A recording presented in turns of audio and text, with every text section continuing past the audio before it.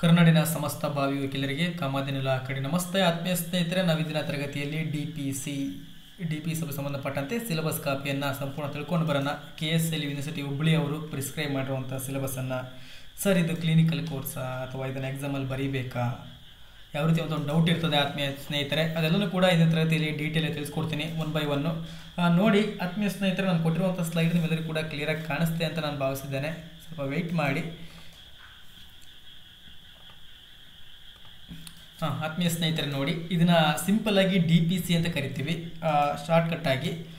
DPC ಅಂದರೆ drafting, pleading and convenience ಅಂತ ಹೇಳ್ಬಿಟ್ಟು. ಡ್ರಾಫ್ಟಿಂಗ್ಗೆ ನಾವು ಕರಡು ಪತ್ರ ಅಂತ ಕರಿತೀವಿ ಕನ್ನಡದಲ್ಲಿ. ಪ್ಲೀಡಿಂಗ್ಸಿಗೆ ಕ್ಲಿಯರಾಗಿ ಅರ್ಥ ಮಾಡ್ಕೊಳ್ಳಿ ಆತ್ಮೀಯ ಸ್ನೇಹಿತರೆ. ಡ್ರಾಫ್ಟಿಂಗ್ಸಿಗೆ ಕನ್ನಡದಲ್ಲಿ ಕರಡು ಪತ್ರ ಅಂತ ಕರಿತೀವಿ. ಒಂದು ಕರಡನ್ನು ರಚಿಸಲಿಕ್ಕೆ ಕರಡು ಅಂತ ಕರಿತೀವಿ.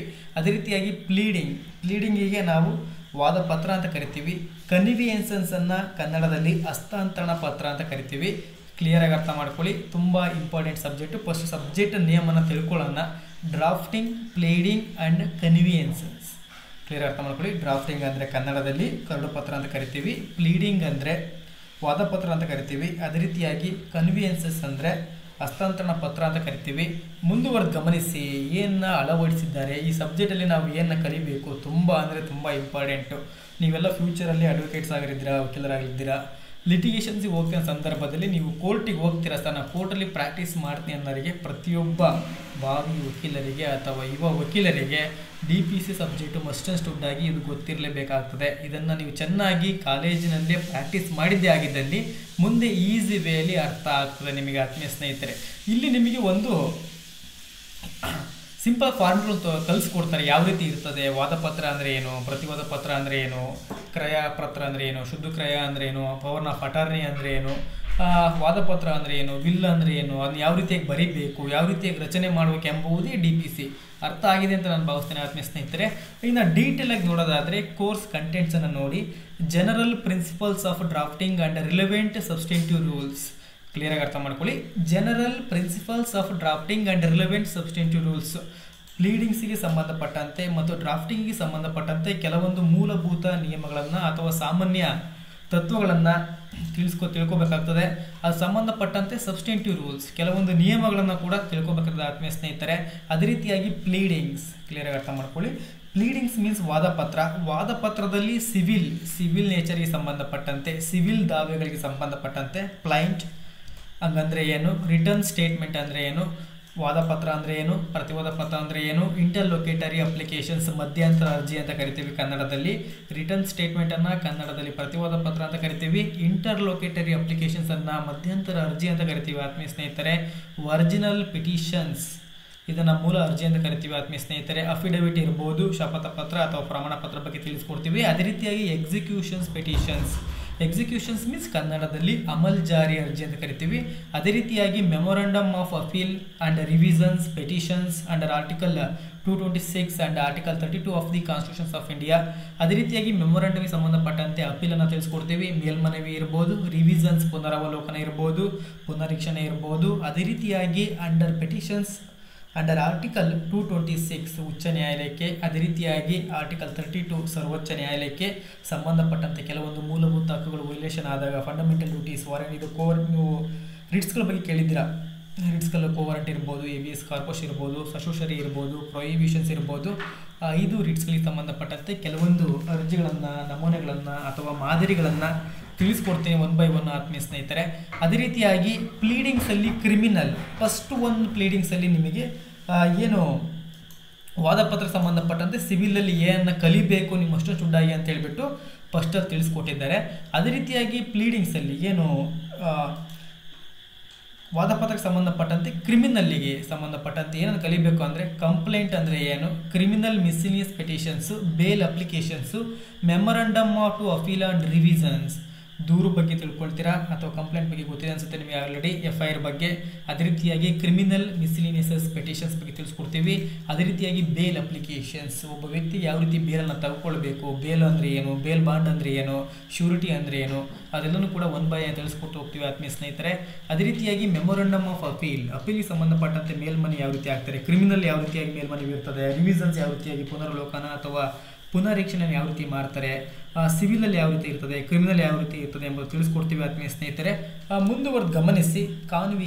ಕನ್ವಿಯನ್ಸನ್ಸ್ ಕ್ಲಿಯರಾಗಿ ಅರ್ಥ ಮಾಡ್ಕೊಳ್ಳಿ. ಎರಡರಲ್ಲಿ ನೀವು ಬರೀ ಪತ್ರಗಳು ತಿಳ್ಕೊಳ್ತೀರಾ, ವಾದ ಪತ್ರಗಳು ಯಾವ ರೀತಿ ಇರ್ತವೆ ಕ್ರಿಮಿನಲ್ಲಿ ಮತ್ತು ಸಿವಿಲಲ್ಲಿ ಅಂತ ಹೇಳ್ಬಿಟ್ಟು. ಇನ್ನು ಫೋರ್ತ್ ಒನ್ನಲ್ಲಿ ಕನ್ವಿಯನ್ಸಸ್ ನೋಡೋದಾದರೆ ಇದರಲ್ಲಿ ಸೇಲ್ ಡೀಡ್, ಮಾರಾಟ ಪತ್ರ ಇರ್ಬೋದು, ಮಾರ್ಟ್ಗೇಜ್ ಇರ್ಬೋದು, ಅಡಮಾನ ಇರ್ಬೋದು, ಲೀಸ್ ಇರ್ಬೋದು, ಗಿಫ್ಟ್ ಡೀಡ್ ಇರ್ಬೋದು, ದಾನಪತ್ರ ಇರ್ಬೋದು, ಪ್ರಾಮಿಸರಿ ನೋಟ್ ಇರ್ಬೋದು ಆತ್ಮೀಯ ಸ್ನೇಹಿತರೆ, GPA ಪವರ್ ಆಫ್ ಅಟಾರ್ನಿ ಇರ್ಬೋದು, will, trust deed, partitions deed etcetera. ಇನ್ನೂ ಅನೇಕ ಕನ್ವಿಯನ್ಸಸ್ ಮೀನ್ಸ್ ಕನ್ನಡದಲ್ಲಿ ಹಸ್ತಾಂತರಣ ಪತ್ರ ಅಂತ ಕರಿತೀವಿ. ಆ ಹಸ್ತಾಂತರಣ ಪತ್ರದಲ್ಲಿ ನೀವು ಸೇಲ್ ಮಾರಾಟ ಪತ್ರ ಅಂದರೆ ಏನು, ಶುದ್ಧ ಕ್ರಯ ಅಂದರೆ ಏನು, ಅಡಮಾನ ಅಂದರೆ ಏನು, ಯಾವ ರೀತಿಯಾಗಿ ಅಡಮಾನ ಮಾಡ್ತೀವಿ, ಲೀಸ್ ಡೀಡ್ ಅಂದರೆ ಏನು, ಅಥವಾ ಗಿಫ್ಟ್ ಡೀಡ್ ದಾನ ಪತ್ರವನ್ನು ಯಾವ ರೀತಿಯಾಗಿ ಬರೀಬೇಕು, ಪ್ರಾಮಿಸರಿ ನೋಟನ್ನು ಯಾವ ಸಂದರ್ಭದಲ್ಲಿ ಬರ್ಕೊಡ್ತೀವಿ, ಅದರ ಮಾದರಿಗಳನ್ನು ತೋರಿಸ್ಕೊಡ್ತೀವಿ. ಅದೇ ರೀತಿಯಾಗಿ ಪವರ್ ಆಫ್ ಅಟಾರ್ನಿ ಅಂದರೆ ಏನು, ಪವರ್ ಆಫ್ ಅಟಾರ್ನಿ ಯಾವ ಸಂದರ್ಭದಲ್ಲಿ ಬರೀಬೇಕು, ಅದು ಏನು ನಾವು ಅಂಶಗಳನ್ನು ಒಳಗೊಂಡಿರಬೇಕು, ಎಸೆನ್ಷಿಯಲ್ಸ್ ಏನು. ಅದೇ ರೀತಿಯಾಗಿ ಉಯಿಲು ಅಂತ ಕರಿತೀವಿ ಕನ್ನಡದಲ್ಲಿ. ಆ ಉಯಿಲಿಗೆ ಸಂಬಂಧಪಟ್ಟಂತೆ ಏನು ಇರಬೇಕು, ಎಷ್ಟು ಜನ ಸಾಕ್ಷಿಗಳು ಸಹಿ ಹಾಕಿರಬೇಕು, ಅದರ ಒಂದು ಮಾದರಿ ನಮೂನೆಗಳನ್ನು ತಿಳಿಸ್ಕೊಡ್ತೀವಿ. ಮತ್ತೊಂದು ನೋಡಿ ಟ್ರಸ್ಟ್ ಡೀಡ್ ಬಗ್ಗೆ ತಿಳಿಸ್ಕೊಡ್ತೀವಿ. ಅದೇ ರೀತಿಯಾಗಿ ಪಾರ್ಟಿಷನ್ಸ್ ಡೀಡ್ ಯಾವ ರೀತಿಯಾಗಿ ಒಂದು ಅವಿಭಕ್ತ ಕುಟುಂಬದಲ್ಲಿ ಪಾರ್ಟಿಷನ್ಸ್ ಪಾಲು ವಿಭಾಗ ಪತ್ರವನ್ನು ಯಾವ ರೀತಿಯಾಗಿ ಮಾಡ್ತಾರೆ ಎಂಬ ಇನ್ನೂ ಅನೇಕ ಪತ್ರಗಳನ್ನು, ಹಸ್ತಾಂತರಣ ಪತ್ರಗಳನ್ನು ತಿಳಿಸ್ಕೊಡ್ತೀವಿ ಆತ್ಮೀಯ ಸ್ನೇಹಿತರೆ. ಅದೇ ರೀತಿಯಾಗಿ drafting of writ petitions and public interest litigations petitions. This course shall be taught through classroom instructions and simulations and exercises prepared by with the assistance of practicing lawyers or retired judges. ಆತ್ಮೀಯ ಸ್ನೇಹಿತರೆ, ಇದನ್ನು ಹೊರತುಪಡಿಸಿ ನೀವು drafting of writ petitions, ರಿಟ್ಟಿಗೆ ಸಂಬಂಧಪಟ್ಟಂತೆ habeas corpus, mandamus, certiorari, prohibitions ಇದರಲ್ಲಿ ಸಂಬಂಧಪಟ್ಟಂತೆ ನೀವು ಅದರಲ್ಲಿ ಕೂಡ ಕೆಲವೊಂದನ್ನು ಅರ್ಜಿಗಳನ್ನು ನಮೂನೆಯನ್ನು ನೋಡಬೇಕಾಗ್ತದೆ ಅಥವಾ ಮಾದರಿಯನ್ನು ನೋಡಬೇಕಾಗ್ತದೆ. ಅದೇ ರೀತಿಯಾಗಿ ಪಬ್ಲಿಕ್ ಇಂಟ್ರೆಸ್ಟ್ ಲಿಟಿಗೇಷನ್, ಸಾರ್ವಜನಿಕ ಹಿತಾಸಕ್ತಿ ಮೊಕದ್ದಮೆ ಅಂತ ಕರಿತೀವಿ. ಈ ಸಾರ್ವಜನಿಕ ಹಿತಾಸಕ್ತಿ ಮೊಕದ್ದಮೆಗೆ ಸಂಬಂಧಪಟ್ಟಂತೆ ಕೆಲವೊಂದು ಅರ್ಜಿಯ ನಮೂನೆಗಳನ್ನು ಕೂಡ ನೀವು ಪ್ರಾಕ್ಟೀಸ್ ಮಾಡಬೇಕಾಗ್ತದೆ. ಈ ಸಂಬಂಧಪಟ್ಟಂತೆ this course shall be thought through class room instructions and simulations exercises prepared by with the assistants of practising lawyers of retired judges. ಇವುಗಳೆಲ್ಲ ನೀವು ಪ್ರಿಪೇರ್ ಮಾಡಿ ಸಂಬಂಧಪಟ್ಟಂತೆ ಯಾವ್ದಾದ್ರು ಪ್ರಾಕ್ಟೀಸ್ ಲಾಯರ್ ಜೊತೆ ಅಥವಾ ರಿಟೈರ್ಡ್ ಜಡ್ಜಸನ್ನು ನೀವು ಅಸಿಸ್ಟೆಂಟಾಗಿ ತೊಗೋಬೋದು ಅಂತ ಹೇಳ್ಬಿಟ್ಟು ಆತ್ಮೀಯ ಸ್ನೇಹಿತರೆ ಅರ್ಥ ಆಗಿದೆ ಅಂತ ನಾನು ಭಾವಿಸ್ತೇನೆ. ಸರ್ ಇಷ್ಟನ್ನು ಹೇಳಿದ್ರಿ, ಸಿಲೆಬಸ್ ಕಾಪಿ ಇದೆ, ಈ ಎಕ್ಸಾಮನ್ನು ಹೆಂಗೆ ಮಾಡ್ತಿದ್ದಾರೆ, ಇದು ಕ್ಲಿನಿಕಲ್ ಕೋರ್ಸ್ ಆಗಿರೋದ್ರಿಂದ ನೀವು ಎಕ್ಸಾಮಲ್ಲಿ ಕಾಲೇಜಲ್ಲೇ ನಡೆಸ್ಕೊಡ್ತಿರುವಂಥ ಒಂದು ಎಕ್ಸಾಮ್ ಆತ್ಮೀಯ ಸ್ನೇಹಿತರೆ. ಇದನ್ನು ನಿಮಗೆ ಟೆಕ್ಸ್ಟನ್ನು ಮಾಡ್ತಾರೆ, ಅದರಲ್ಲಿ ನೋಡೋಣ ಯಾವ್ಯಾವ ಥರ ಡಿವೈಡ್ ಮಾಡಿದ್ರೆ ತುಂಬ ಇಂಪಾರ್ಟೆಂಟ್ ಆಗ್ತದೆ ಗಮನಿಸಿ. Examinations and allocations of marks ಅನ್ನು ನೋಡೋದಾದರೆ each student shall undertake 15 practical exercises in drafting of pleadings carrying 45 marks, 3 marks for each exercises. ಏನು ಪ್ರತಿಯೊಂದು ನೀವು ಡ್ರಾಫ್ಟಿಂಗ್ ಆಫ್ ಪ್ಲೀಡಿಂಗ್ಸ್ ಅರ್ಥ ಮಾಡ್ಕೊಳ್ಳಿ. ಡ್ರಾಫ್ಟಿಂಗ್ ಆಫ್ ಪ್ಲೀಡಿಂಗ್ಸ್ ಸಂಬಂಧಪಟ್ಟಂತೆ ಕರಡು ಪತ್ರ ಮತ್ತು ವಾದ ಪತ್ರದಲ್ಲಿ ಸಂಬಂಧಪಟ್ಟಂತೆ ನೀವು 15 ವಾದಪತ್ರ ಅಥವಾ ಕರಡು ಪತ್ರಗಳನ್ನು ರಚನೆ ಮಾಡಬೇಕಾಗ್ತದೆ. ಪ್ರತಿಯೊಂದು ವಾದಪತ್ರ ಅಥವಾ ಕರಡು ಪತ್ರಕ್ಕೆ ಸಂಬಂಧಪಟ್ಟಂತೆ 3 ಮಾರ್ಕ್ಸ್ಗಳನ್ನು ನಿಗದಿಪಡಿಸಿದ್ದಾರೆ. ಅಲ್ಲಿ 15 ನೀವು ಬರದೇ ಆಗಿದ್ದಲ್ಲಿ 45 ಮಾರ್ಕ್ಸನ್ನು ಕೊಡ್ತಾರೆ ಆತ್ಮೀಯ ಸ್ನೇಹಿತರೆ. ಅದೇ ರೀತಿಯಾಗಿ ಸೆಕೆಂಡ್ ಒನ್ ನೋಡಿ, each student shall undertake 15 practical exercises in convincing which carries 45 marks, 3 marks each. ಅದೇ ರೀತಿಯಾಗಿ 15 ರೀತಿಯಾಗಿ ವಿಲ್ ಇರ್ಬೋದು, ಗಿಫ್ಟ್ ಇರ್ಬೋದು, ಸೇಲ್ ಡೀಡ್ ಇರ್ಬೋದು, ಮಾರ್ಟ್ಗೇಜ್ ಇರ್ಬೋದು, ಲೀಸ್ ಡೀಡ್ ಇರ್ಬೋದು, ಟ್ರಸ್ಟ್ ಡೀಡ್ ಇರ್ಬೋದು, ಇನ್ನೂ ಅನೇಕ GPA ಇರ್ಬೋದು, ಇನ್ನೂ ಅನೇಕ ಥರದಂತಹ ಕಾನ್ವಿನ್ಸ್ಗಳನ್ನು, ಹಸ್ತಾಂತರಣ ಪತ್ರಗಳನ್ನು, ಒಟ್ಟು 15 ಹಸ್ತಾಂತರಣ ಪತ್ರಗಳನ್ನಾಗಿ ಬರೆದು ಕೊಟ್ಟಿದ್ದೆ ಆಗಿದ್ದಲ್ಲಿ ಅಥವಾ ಕಾಲೇಜಲ್ಲಿ ಯಾವ ರೀತಿಯಾಗಿ ಅವ್ರು ಹೇಳ್ತಾರೆ ಆ ರೀತಿಯಾಗಿ ಬರೆದು ಕೊಟ್ಟರೆ ನಿಮಗೆ 45 ಮಾರ್ಕ್ಸ್ ಇರುತ್ತೆ. ಪ್ರತಿಯೊಂದಕ್ಕೆ ಸಂಬಂಧಪಟ್ಟಂತೆ 3 ಮಾರ್ಕ್ಸನ್ನು ಕನ್ಸಿಡರ್ ಮಾಡಿದ್ದಾರೆ ಆತ್ಮೀಯ ಸ್ನೇಹಿತರೆ. ಅರ್ಥ ಆಗಿದೆ ಅಂತ ನಾನು ಭಾವಿಸ್ತೇನೆ.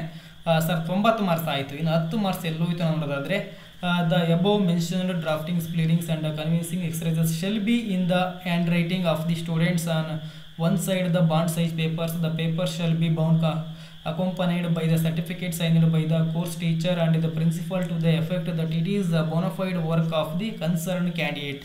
ಆತ್ಮೀಯ ಸ್ನೇಹಿತರೆ, ಇದನ್ನು ನೀವು ಒಂದೊಂದು ಕಾಲೇಜಲ್ಲಿ ಒಂದೊಂದು ರೀತಿಯಾಗಿ ಫಾರ್ಮೆಟ್ ಇರ್ತದೆ, ಅವರು ಅವ್ರದೇ ಆದ ಫಾರ್ಮೆಟ್ ರೀತಿಯಲ್ಲಿ ಬರೆಸ್ತಾರೆ, ಅದ್ರ ಬಗ್ಗೆ ಏನು ಸಮಸ್ಯೆ ಇಲ್ಲ.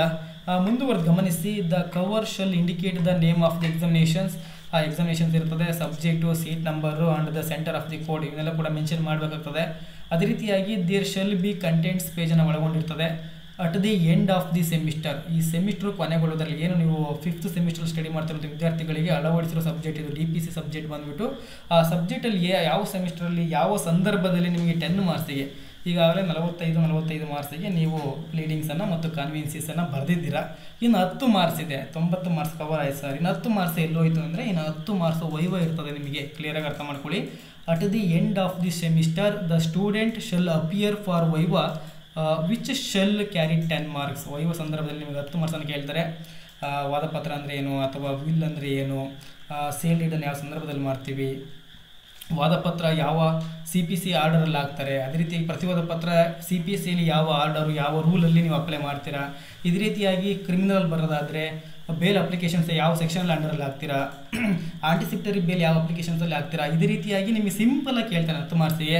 ಆ ಸಿಂಪಲಾಗಿ 10 ಮಾರ್ಕ್ಸ್ ಕೂಡ ಸಿಗುತ್ತೆ ನಿಮಗೆ. ಇದನ್ನು ಯಾರು ಕಂಡಕ್ಟ್ ಮಾಡ್ತಾರೆ ಸರ್ ಅನ್ನೋ ಡೌಟ್ ಇರ್ತದೆ. ನೋಡಿ, viva to be conducted by the principals and the course teacher. Principal ಮತ್ತು ಕೋರ್ಸ್ ಟೀಚರ್ ಅವರು ಸೇರಿಕೊಂಡು ಈ ವೈವವನ್ನು ಕಂಡಕ್ಟ್ ಮಾಡ್ತಾರೆ. ಆತ್ಮೀಯ ಸ್ನೇಹಿತರೆ, ಮುಂದುವರೆದು ಗಮನಿಸಿ. ಇಂದಿನ ತರಗತಿಯಲ್ಲಿ ನಾನು DP ಸಭೆಗೆ ಸಂಬಂಧಪಟ್ಟಂತೆ KS ಯೂನಿವರ್ಸಿಟಿ ಹುಬ್ಬಳ್ಳಿ ಅವರು ಪ್ರಿಸ್ಕ್ರೈಬ್ ಮಾಡಿರುವಂಥ ಸಿಲೆಬಸನ್ನು ಸರಳವಾದ ಭಾಷೆಯಲ್ಲಿ ನಿಮ್ಮೆಲ್ಲರಿಗೂ ಕೂಡ ಅರ್ಥ ಆಗಿದೆ ಅಂತ ನಾನು ಭಾವಿಸ್ತೇನೆ. ಎಲ್ಲರಿಗೂ ಶುಭವಾಗಲಿ. ಸಿರಿಗನ್ನಡಂ ಗೆಲ್ಲಿಗೆ, ಸಿರಿಗನ್ನಡಂ ಬಾಳಿಗೆ.